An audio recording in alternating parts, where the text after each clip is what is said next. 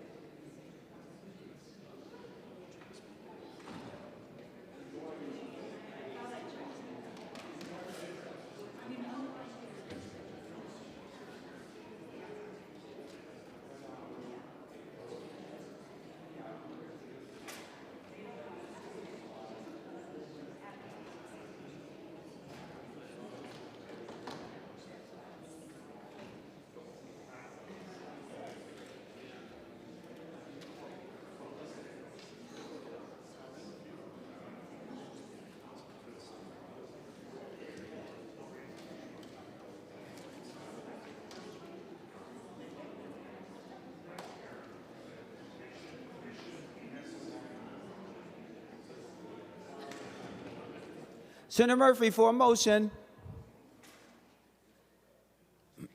Mr. President, I move that further proceedings under the roll call be dispensed with and the Sergeant at Arms be instructed to bring in the absent members.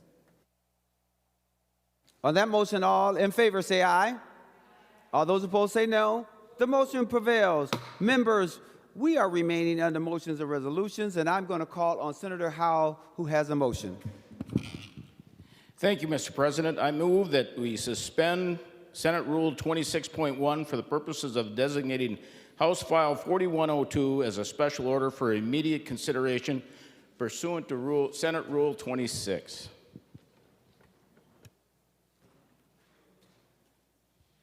So, Senator Howe, I recognize that you are putting forth a motion to suspend Senate Rule 26.1 for the purpose of designating House File 4102 as a special order for immediate consideration pursuant to Senate Rule 26. Senator, just so that I'm clear, just give me one moment. I want to get to that rule so that I am looking at it right now. Hold on one moment. All right.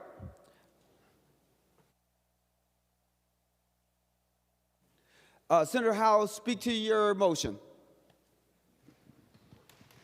Thank you, Mr. President. And this is a House file that designates that the OLA extends the OLA study on state law enforcement pay. Members, for nearly 100 years,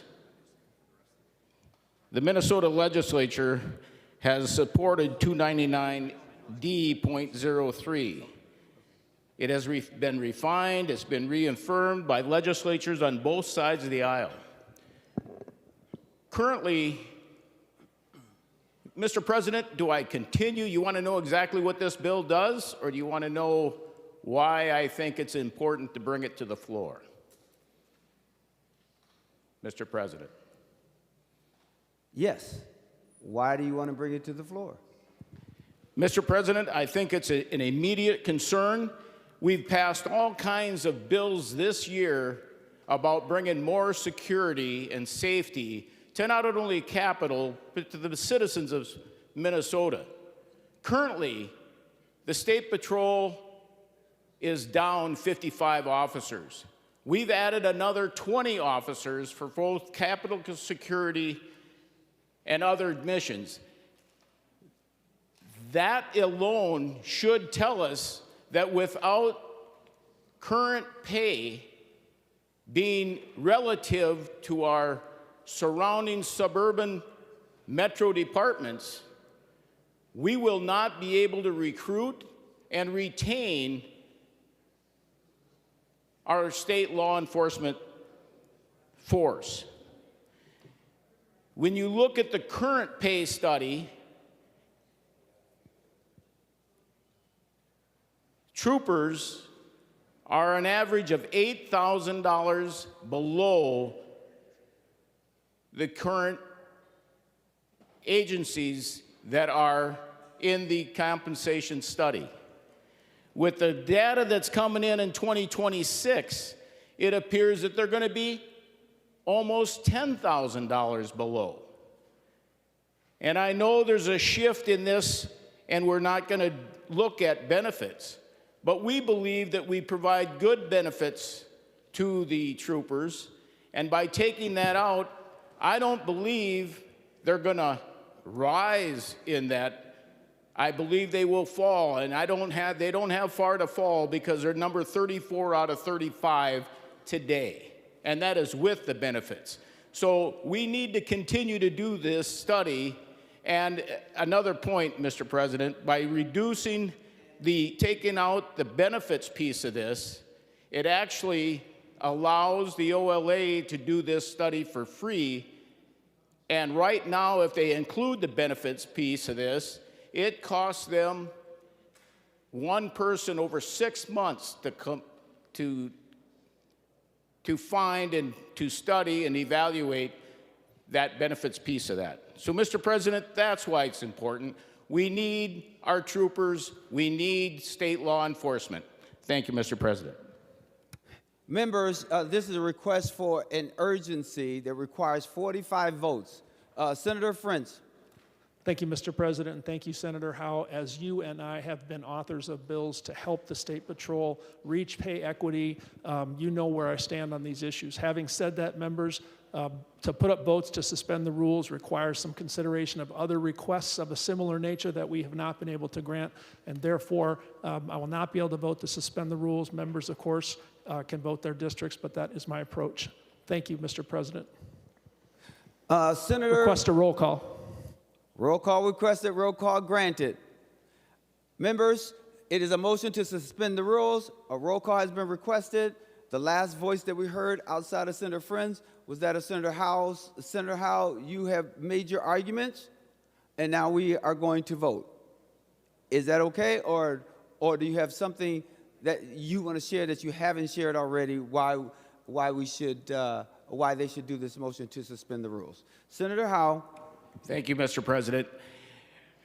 I think there's a huge difference between that. We chose the OLA to do this study because they're a nonpartisan organization that everyone trusts with their recommendations. That's why they're doing it, and they're doing it at no cost to the department and to the agency.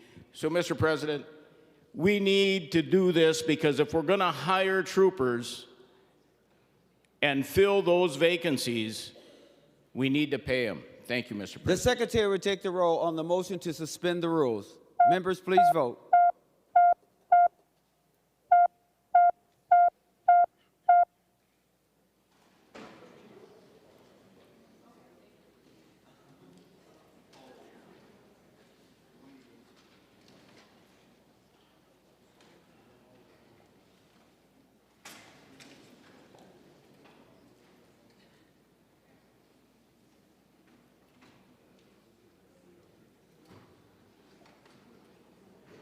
Great point. Members, please vote.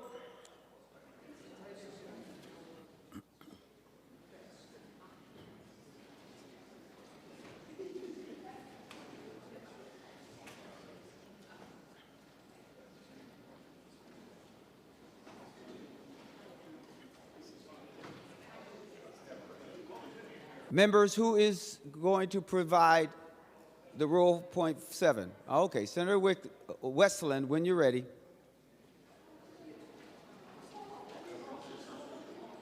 Thank you, Mr. President. Senator Bolden votes no. Senator Bolden votes no. Senator Herr votes no. Senator Herr votes no.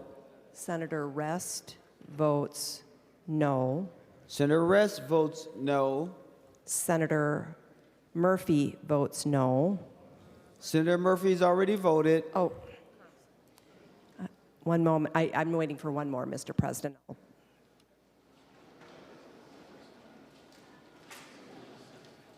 We're under a roll call vote. We should not be at each other's desks speaking. Senator Friends, we are under a roll call vote. No one should be talking again.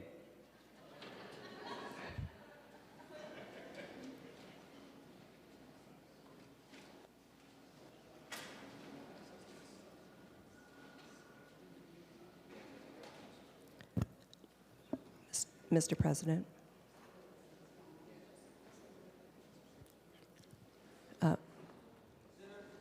Senator Westland. Thank you, Mr. President. Senator Kunesh votes no. Senator Kunesh votes no. I'm still waiting for one more. Oh, I'm sorry. Senator Carlson votes no. Senator Carlson votes no. All members having voted who desires to vote, the Secretary will close the roll. There being 35 ayes and 32 nays, the motion to suspend the rules is not adopted and does not prevail.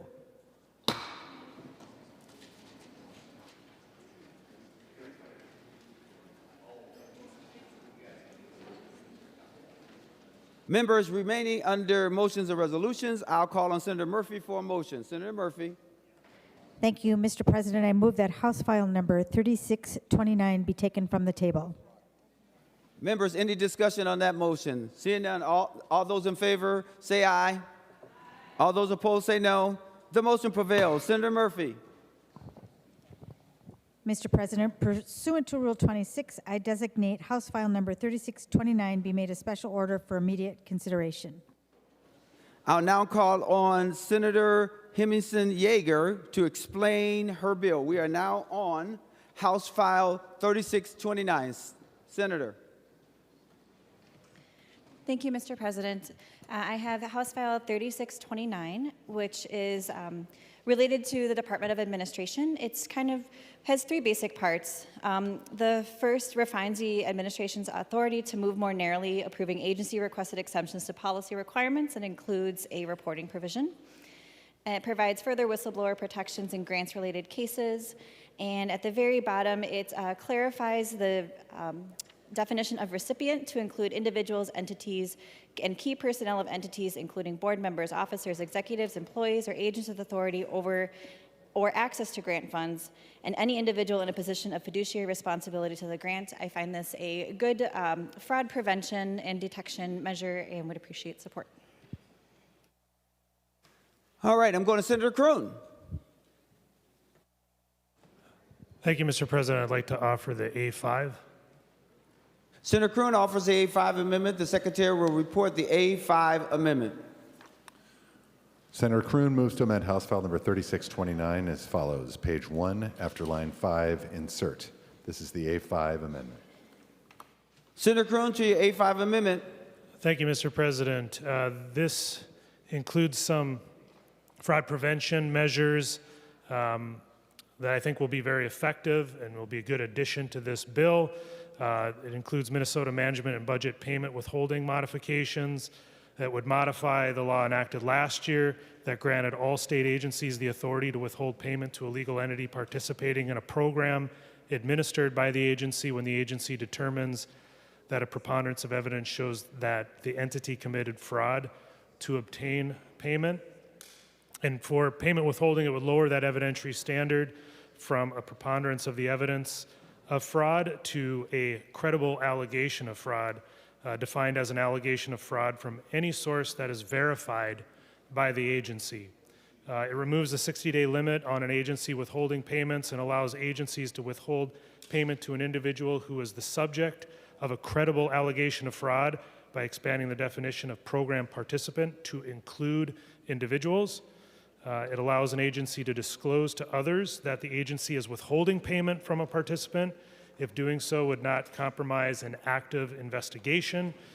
When an individual or entity is participating in multiple state programs, this bill allows other agencies to also withhold payment when one determines that there is a credible allegation of fraud under investigation and the individual or entity is the subject of that investigation. The amendment here eliminates a program participant's ability to appeal an agency's withholding decision to the State Court of Administrative Hearings. Instead, the participant could request administrative reconsideration by the agency.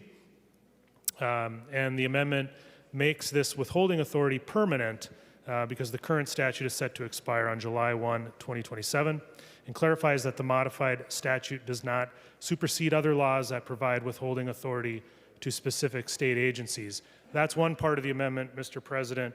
The second part of the amendment is a Senator Gruenhagen bill that when I first heard about it, I thought, well, this is the most common sense fraud prevention measures that we could take here in the legislature.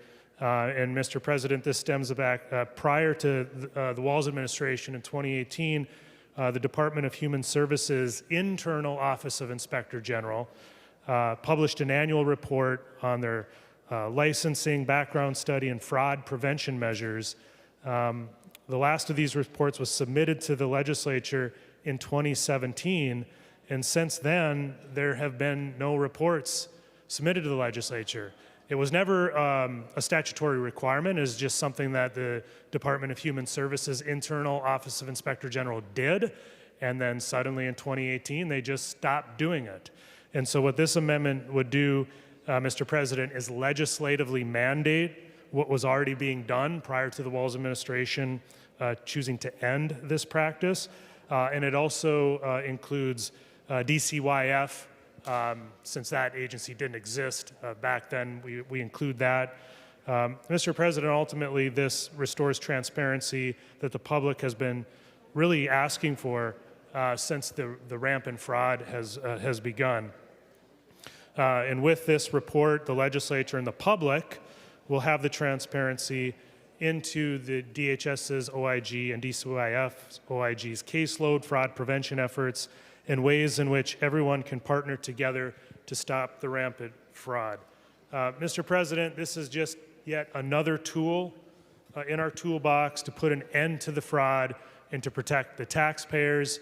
This was part of the deal negotiated by Senate Republicans as part of the session closing agreement. Senate Republicans, our caucus feels that these measures are very important and will prevent a lot of fraud, and we think they would be a good addition to this bill, and we request members vote yes. Senator Hemmingsen-Jaeger on the A5 amendment. Thank you, Mr. President, and thank you, Senator Kuhn, for the amendment. I think it's an acceptable amendment. I did work with some senators on some of the concerns and just clarifications that we wanted. I really do appreciate the agencies providing their technical assistance for sections 6 and 7 to make that better implementable. I do anticipate future work in this to kind of address some concerns, but like Senator Kuhn said, this is part of an end of session agreement, so I would appreciate support. Thank you. All those in favor of adoption of the A5, did you want to say something, Senator Kuhn? Because you are the author of the A5. Mr. President, I would like to request a roll call.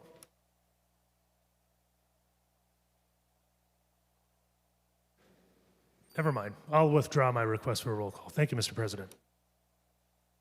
All members in favor of the A5, the adoption of the A5, say aye. Aye. All those opposed say no. The motion prevails and the A5 is adopted. Members, any other amendments before we give the bill its third reading? Seeing none, third reading, the Secretary will give the bill its third reading. House File Number 3629, a bill for an act relating to state government changing provisions for grants management. Third reading. Any other discussions before we vote for final passage? Senator Hemmingsen-Jaeger, or is there someone else? Oh, Senator Rasmussen. Sorry, I didn't see you there, buddy. Senator Rasmussen. Thank you, Mr. President. And I stand in support of this bill today and thank the number of legislators in this body and the other body who worked to bring this language to the floor. This will enhance program integrity and provide an important tool to stopping this massive fraud crisis that we have seen in Minnesota.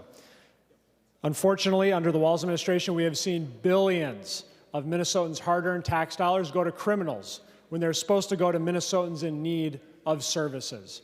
And I'm glad that Senate Republicans worked with our colleagues here in the Capitol to push this provision across the finish line and are going to be protecting taxpayers, strengthening program integrity, and addressing the fraud crisis that the Walz administration has given us. Any other discussion before we have final passage or hear from the author of the bill as our last speaker before we vote?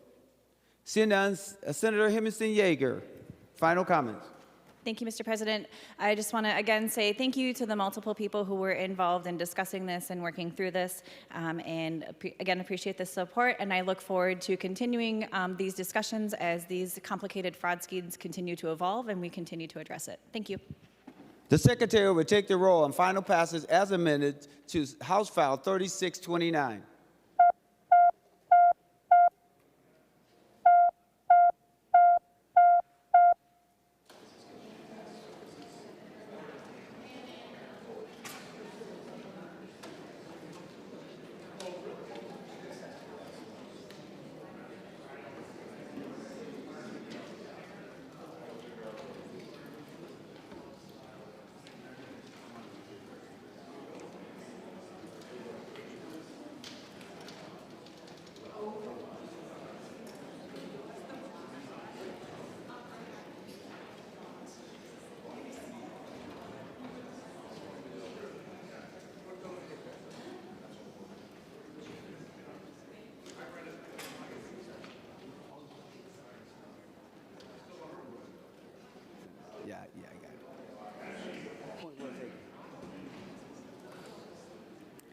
Senator Cwodzinski, for those voting pursuant to Rule 40.7. Thank you, Mr. President. Senator Matthews votes aye. Senator Matthews votes aye.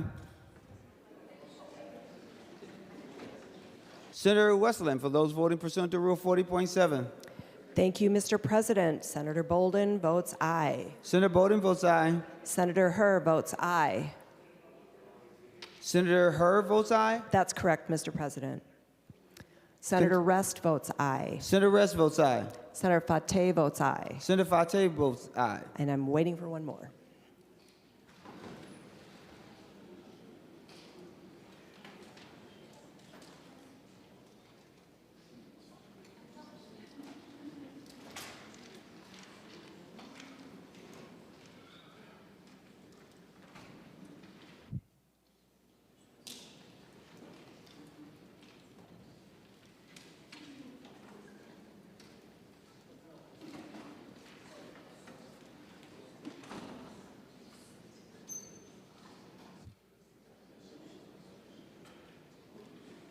Senator Westland. Thank you, Mr. President. Senator Carlson votes aye. Senator Carlson votes aye. All members having voted who desires a vote, the Secretary will close the roll. There have been 67 ayes and 0 nays. The bill is passed and its title agreed to.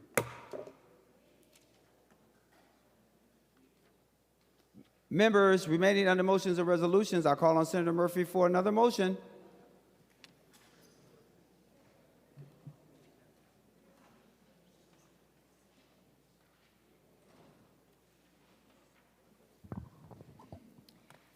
Thank you, President Champion. I move that House File number 4492 be taken from the table. Any discussion? Seeing none, all in favor say aye. All those opposed say no. The motion prevails. Senator Murphy. Thank you, Mr. President. Pursuant to Rule 26, I designate House File number 4492 be made a special order for immediate consideration. Thank you, Senator Murphy. I call on Senator Cwodzinski for House File number 4492.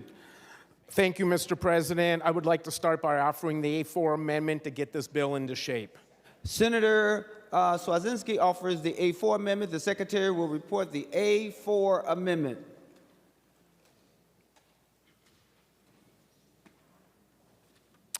Senator Cwodzinski moves to amend House File number 4492 as follows. Delete everything after the enacting clause and insert. This is the A4 amendment. Senator Cwodzinski, to your A4 amendment. Thank you, Mr. President. Mr. President, this A4 amendment is a delete everything amendment that includes 3 articles. The first article includes READ Act provisions from Senator May Quaid. These provisions are agreed upon by the House and Senate authors. The second article is Senator Rasmussen's bill regarding diplomas for veterans, and the third article is Senator Duckworth's amendment that was adopted by the Education Policy Committee. The language that is currently in House File 4492 was amended into a vets bill that the governor signed into law last week. I'm happy to share more on the provisions and take questions after the amendment is adopted. Any other discussion on the A4 amendment? Seeing none, all in favor of adoption of the A4 amendment say aye. All those opposed say no. The motion prevails and the A4 is adopted. Senator Cwodzinski. Thank you, Mr. President. I'm proud to share that the Senate Education team never gave up on our pursuit to get a few good things done this session for Minnesota students. This bill contains the final agreed upon policy provisions agreed by all 4 caucuses. I want to especially highlight Article 2 of this bill. This article requires the Department of Education and school districts to award high school diplomas to veterans of the armed forces who dropped out of high school and answered the call to serve their country during the Vietnam and Korean Wars. Our country is fastly approaching our 250th birthday, and we're celebrating it because of the bravery of young people like that. Before I let the other authors of the provisions introduce them, I would like to sincerely offer a heartfelt appreciation and thank you to Senator Rasmussen and Senator Howe and Senator Rarick. Their efforts over the last 48 hours, a lot of families and a lot of veterans are going to be greatly appreciated from the work those three have done. So with that said, I'll have some more comments during third reading. Thank you, Mr. President. Any other discussion before we go to give the bill its third reading? Because I see that there are people who will speak on third reading. Seeing now the Secretary will give the bill its third reading. House File Number 4492, a bill for an act relating to veterans establishing the Commander's Task Force. Third reading. Senator McQuaid. Thank you, Mr. President and members. I'm just going to briefly talk about the READ Act provisions. I'm so excited to present them. I'll just remind the body, because this will live on long past us being here. We will have to do a READ Act every year until this is fully implemented, but we are doing a really great job. There is something in here for everyone, including the senator from Brook Park. I'm very excited to announce that as of June 1st of this year, any teacher or candidate who is enrolled in a teacher prep program in Minnesota will not have to take READ Act training, because they will get that education in their teacher prep program. It is a huge undertaking that Pellsby undertook along with MACD to make sure that our teacher prep programs are aligned to READ Act standards. I know that the good senator from Lakeville can speak to his piece in the bill, but part of our work with the READ Act is to just get alignment across literacy, and the early literacy pieces to align with the READ Act are also huge. We have other small changes, some recommendations that came from our Deaf, Blind, Hard of Hearing work group to update our definitions around language, to make sure that parents and legal guardians are notified about screeners that kids take, that we have accommodations built in for both our students and the teachers who are taking training, and overall continuing to improve literacy in the state of Minnesota. This has been a bipartisan, bicameral undertaking. I'm so proud to have carried this, and I ask for support for the bill. Mr. President, before I sit down, I was wondering if Senator Cwodzinski would yield for a question. Senator Cwodzinski, will you yield for a question? He will yield for a question. Senator McQuaid. Thank you, Mr. President. My question for Senator Cwodzinski, and maybe I'll preface this by saying one of the privileges of being a committee member in Senator Cwodzinski's committee is he starts every committee with a "on this day in history." And I haven't been in school in a long time, Mr. President, and I was learning so many great and exciting things. And as it's the last day of session and the last day of Senator Cwodzinski's career here, I was wondering if he would share with us anything that he might know that happened on this day in history. Senator Cwodzinski, to the question, or if you need a little more time, I can go to Senator Rasmussen, and you have time to ponder upon the request. Well, Senator Cwodzinski. Thank you, Mr. President, and thank you, Senator McQuaid. I wish you had said something a few minutes ago, but to your bill, this is a pretty special day in U.S. history. A young black lawyer named Thurgood Marshall met before the United States Supreme Court and argued against segregation of our schools. And the case was decided today, and unfortunately, the case was decided, I do think, in 1954, if that date is it. Oh, wow. And so what's great about that is it took a long time for it to actually take effect because of resistance to the Supreme Court decision. And it was 6 years later when Ruby Bridges still had to be segregated from her school. And Ruby Bridges is my age, and when she, 6 years after, I wished you hadn't asked me this. 6 years after Brown versus Board, Ruby Bridges has to be escorted to school because the city of New Orleans was still segregating their schools, and her family fought it, and they won it, and they had to be escorted by marshals, and a journalist captured the image of Ruby Bridges being escorted to school by 4 federal marshals. And Norman Rockwell painted his masterpiece painting, The Problem We All Live With. The problem we all live with. And the painting depicted a little black girl, Ruby Bridges, being escorted by 4 faceless federal marshals. And when Paul McCartney saw that painting by Norman Rockwell of the photograph that was depicting the event, he went home that day and penned his masterpiece, Blackbird. Blackbird singing in the dead of night, take your broken wings and learn to fly. I can't believe you asked me that without giving me the heads up. Sorry, Mr. President, and thank you for indulging me. Senator McQuaid. Thank you, Mr. President, and I'm glad everyone got to see in real time that I did not prep Senator Cwodzinski for asking that question. That is all information that he has off the top of his head, although I did know what this day in history was. Mr. President, this work we do in education is so important. And as Senator Cwodzinski said, Ruby Bridges and him are the same age. Our legacies are not that far in our past. And the work that we do every day to make sure that every child, regardless of their race or their location, has a quality public free education is infinitely better in this state because of Senator Cwodzinski's service and his knowledge and his passion for the art of teaching. With that, Mr. President, I will let other members who have great bills in this bill speak about theirs. Senator Rasmussen. Thank you, Mr. President. And first off, I just want to thank the senator from Eden Prairie for working to get Article 2 in the bill in front of us. I know this session there have been lots of challenges with getting legislation across the finish line, and so I appreciate his partnership on making sure that we could get the high school diplomas for veterans provision passed off the floor of the Senate today. This bill for me, Mr. President, started with a visit to the Fergus Falls Veterans Home. And after a wonderful event that they had for the community, I had a couple residents from the Veterans Home come over to talk with me, and they asked about if there'd be an opportunity for them to get their high school diploma. See, they weren't able to finish their high school education because they answered the call of duty to go serve in the Vietnam War.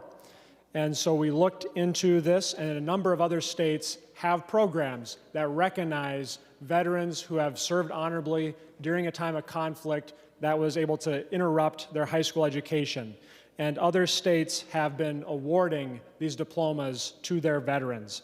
And so with this provision today, Minnesota will join those other states, and for veterans who served in either the Korean conflict or the Vietnam War but were unable to complete high school, they will be able to get recognized by their local school district and by the state of Minnesota for their contributions to defending our country. And so I would encourage members to support this bill today. Thank you. Senator Abler. Thank you, Mr. President. I just got to change gears from what I was thinking about before. I just wanted to, well, thank you for the bill. Thank you for, I think, 5 education things. But I just need to comment about what didn't make it across the finish line that could have been in this bill very easily. Mr. President, I'm not sure aware that in 2023, the majority decided that we should no longer suspend any students in grades K to 3 for more than, well, at all, for more than a part of a day over concerns that some were racist. And Mr. President, I couldn't agree more there should not be any kind of racist or any undue suspensions. And so there's been an effort, and so some were concerned about that it might cause challenges for the schools. And so that's come from the administrations and who, Mr. President, in my observation, are not at all racist. But anyway, so we worked with all the advocates to put together a thing to have one additional day upon which there would be reports and meeting with parents and the team. And to the credit, we tried it last year. We got a version off the floor. This year's version was worked with all the advocates, all the solutions, not suspensions people, and it was worked out. And we could have one more day to help these young people who really need an extra day to get treatment and interventions squared away. Just in brief, there's been 142 classroom evacuations in Anoka District as of March, and I think 70 injured teachers. 33 of those were from K to 3. We were in kindergarten classes, the evacuations, and no learning goes on. And I was just so happy that we could get an agreement unanimously amongst the members of the committee and all the advocates. And I'm really disappointed, Mr. President, that the other body, for whatever reason, decided to just let this lay on the ground and not be concerned. Mr. President, because they did not do that, I don't even know whose fault it is over there. There's a lot of good things that have hit the floor the cutting room floor that the Senate has passed to go over there. But because of that, Mr. President, next year, Anoka is going to have another 140 classroom evacuations. And I hope, Mr. President, none of the injuries the teachers receive will be terribly injurious, but I'm not confident about that. And so I'll keep working. I want to thank Senator Cwodzinski, Senator McQuaid, Senator Kunesh, and others who helped me in this task. And I'm just sorry we can't do that. It's good to get something done, but I just wanted to remind people that, Mr. President, sometimes the Senate does really good work on a totally policy basis. We get all the parties together. And for the people who are watching at home, sometimes it still doesn't work, but we're going to keep trying. Thank you, Mr. President. Senator Duckworth. Thanks, Mr. President. Just a couple of words about Article 3 in the bill. You know, this language really stemmed from, I feel like I've heard it many times, maybe in this place from a particular person. I can't quite remember who, but something to the effect that it is the duty of the legislature to establish a general and uniform system of public schools. And I think it's the only duty the legislature has in the Constitution. And so consistent with that, consistent with our duty, Article 3 covers early literacy field experience for teachers that are getting that education so that they can make sure their instruction is aligned to evidence-based best practices in reading. We are wholly committed here in the Minnesota Senate to fulfilling our duty. Any other discussion before we go to the author of the bill and before we vote for final passage? Senator Howe. Thank you, Mr. President. And I got to say, I didn't realize that the Commander's Task Force was not ever formally identified as an organization. I will tell you, in my entire 14 years in the legislature, the Commander's Task Force was always a consolidated voice on veterans issues. And I appreciate that this year we're finally going to get that done, to formally recognize that organization as someone that actually puts forth a consolidated message regarding veterans issues. And I firmly appreciate Senator Rasmussen and Senator Cwodzinski getting this done for our veterans of the Vietnam and Korean War. Most of those are 75 years and older. They've waited a long time to get their high school diplomas. It's high time we gave them that recognition, and I greatly appreciate them getting that done. Thank you. Any other discussion before we go to the author? Seeing none, Senator Cwodzinski, you have the final word before final passage as amended to House File 4492. Thank you, Mr. President. I'd like to thank you, Senator Duckworth, and it's duty, not duty, or however you worded it. But I know Senator Duckworth and Pelsby worked really hard on, trying to create the best teaching workforce in the country, and that's the work that Pelsby does. I want to also thank Senator McQuaid for the READ Act. We visited a grade school, I believe in the largest school district in the state. I'm not sure if Senator Abler knows that or not, but we visited it, and the teachers were so excited about the READ Act, and I think it was year 2 or 3 and I happened to ask a couple of them that were like my age, is everybody on board? And they said, yeah. I said, well, really? I mean, some people must be opposed, and the hassle factor of the READ Act, so to speak. And the response was, you can't argue with results. And I love that that message was conveyed to us at our meeting. But the bill, I just want to talk a little bit more about. The part of the provision is the Vietnam and Korean. Probably the most, and Senator Rasmussen knows this, but the most excited I probably was all session was when he came up to me, and I'm sure he would agree with when he said, I got an idea for a bill. And as soon as he said it, it was like, oh my God, I can't believe we have to talk about this. That is just not a thing. And I used to love taking my students to Washington, D.C. for 20 years, and we'd go to the Vietnam Memorial, and there's 58,000 individual names carved in the wall. And there's 8 women, and most people aren't aware of that. 8 women died in Vietnam, but the 58,000 individuals carved in that wall.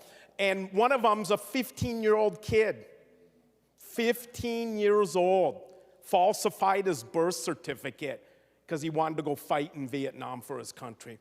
Kid should have been sitting in math class, English class, worried about prom, but he wanted to serve his country. 15 years old, and he's on the Vietnam Veterans Memorial. But the more important memorial to me is the Korean War Memorial, because where the Vietnam Veterans Memorial individualized 58,000 people, the Korean War Memorial points out that there's 19 soldiers reflected in a wall, and the 19 reflected creates the number 38, which is the 38th parallel. And in the wall aren't individual names. They're the mechanics and the mill workers and the secretaries and the custodians and all the people that never have boots on the ground but play a prominent role in our wars. And at the end of the Korean War Memorial, as you walk down the aisle, are the words, "Freedom is not free." Freedom is not free. And I used to pause there with my students and say, what does this mean to you? Freedom is not free. And these high school kids gave great answers. Freedom is not free, here's what it means to me. And then I would pause and I'd tell them this. Freedom of thought is the obligation to think for yourself. And freedom of speech is the responsibility to speak out. And that freedom of expression is the duty to act, to vote, to get involved. Freedom is not free, comes at a great price. And today we're honoring the price that those kids literally took to heart. My message to my students was always, don't let school get in the way of your education. And their education happened to be in Vietnam and Korea rather than the classroom. Thank you, Senator Rasmussen. The Secretary will take the roll on final passage as amended to House File 4492. Members, please vote.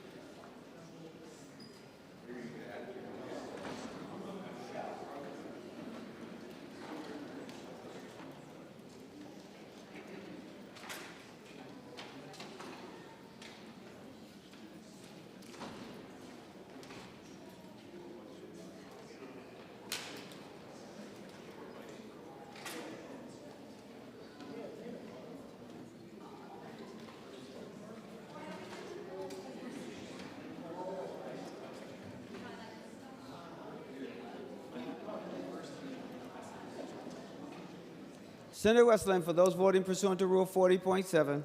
Thank you, Mr. President. Senator Carlson votes aye. Senator Carlson votes aye. Senator Bolden votes aye. Senator Bolden votes aye.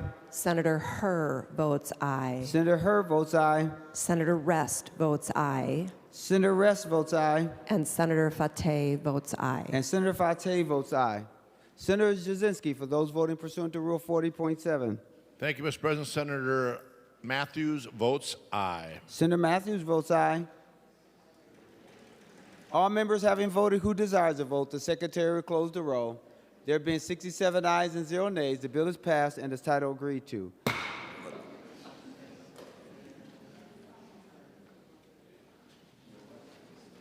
Senator Friends, on behalf of Senator Murphy, will you designate the next bill pursuant to Rule 26? Thank you, Mr. President. Pursuant to Rule 26, I designate the following for special orders. Members, you have the special order list on your desk. Members, the special orders list is on your desk. It's dated May 17, 2026. We will go to Senate file number 4400. Senator Mohamed. Thank you, Mr. President and members. As we all know, last fall, the Department of Human Services identified 14 types of Medicaid services vulnerable to fraud, theft, or misuse. They called those programs high-risk programs and initiated change to how the state pays providers. These are significant programs, and they include medical transportation that helps more than 200,000 Minnesotans get to appointments and home and community-based programs for more than 100,000 of us. The financial commitments we make are also significant. Across 14 programs, the state spends hundreds of millions of dollars per month. The list created by DHS gives legislators an obvious assignment.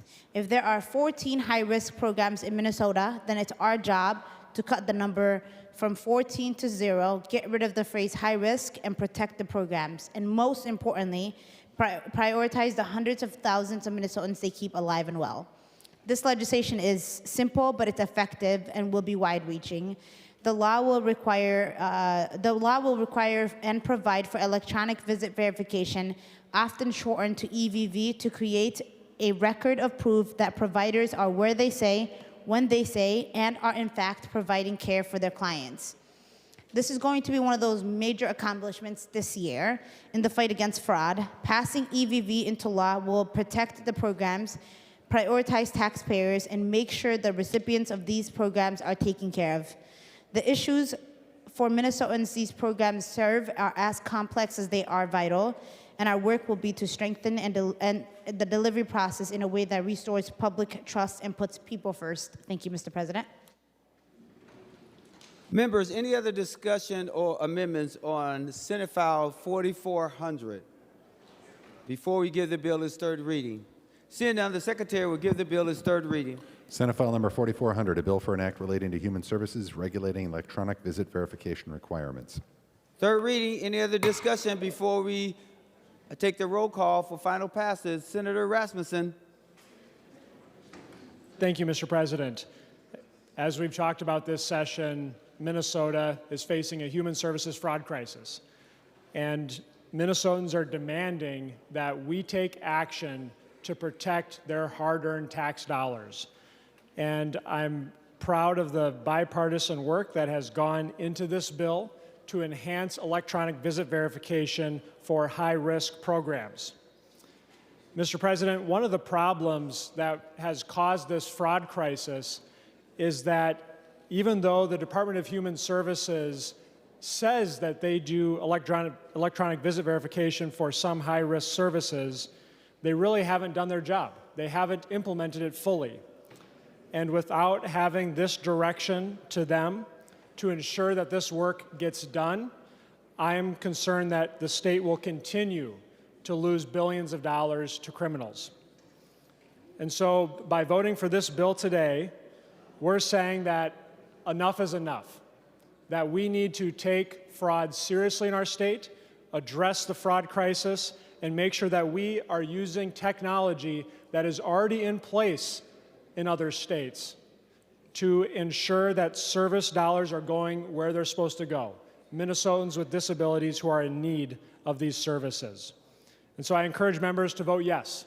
This is something that our caucus, Senate Republicans, identified as an anti-fraud priority early in session, and I'm glad to see this bill come to the floor today, and let's get it done. Thank you, Mr. President.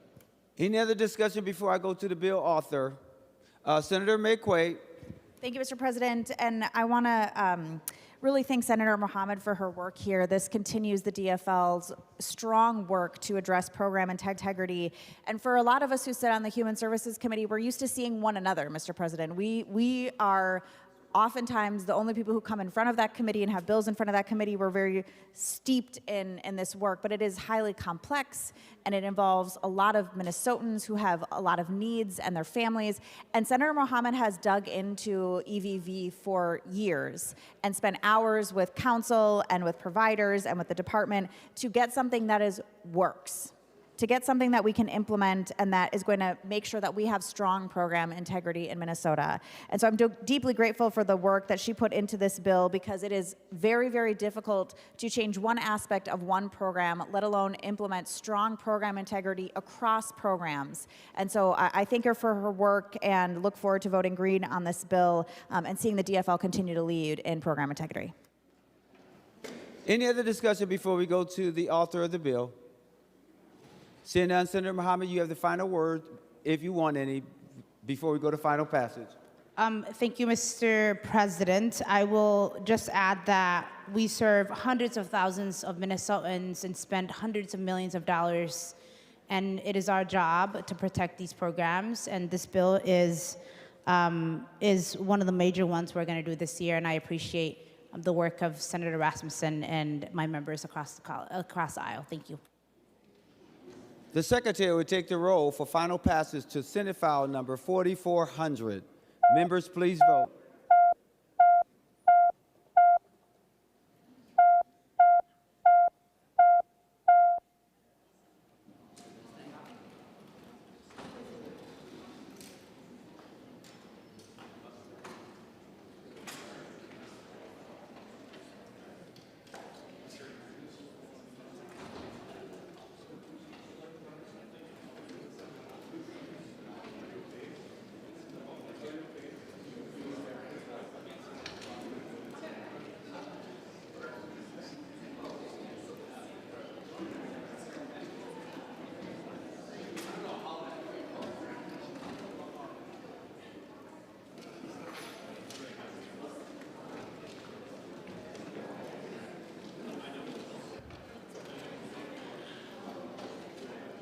Senator Westland, for those voting pursuant to Rule 40.7. Thank you, Mr. President. Senator Carlson votes aye. I'm sorry, say that again. Senator Carlson votes aye. Senator Carlson votes aye. Senator Bolden votes aye. Senator Bolden votes aye. Senator Herr votes aye. Senator Herr votes aye. Senator Rest votes aye. Senator Rest votes aye. And Senator Fateh votes aye. Thank you, Mr. President. And Senator Fateh votes aye. Senator Cwodzinski, for those voting pursuant to Rule 40.7. Thank you, Mr. President. Senator Matthews votes aye. Senator Matthews votes aye.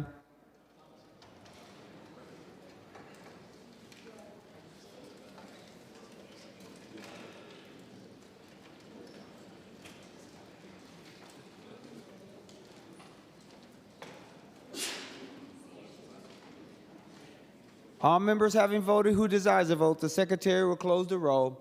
There being 67 ayes and 0 nays, the bill is passed and its title agreed to. Senator Murphy for a motion. Thank you, Mr. President. I'm going to move a recess to the call of the President for maybe 45 minutes or so as we wait for work to come over from the House. Any other discussion on that motion? Seeing none, all in favor say aye. All those opposed say no. The motion prevails. The Senate is now in recess to the call of the President.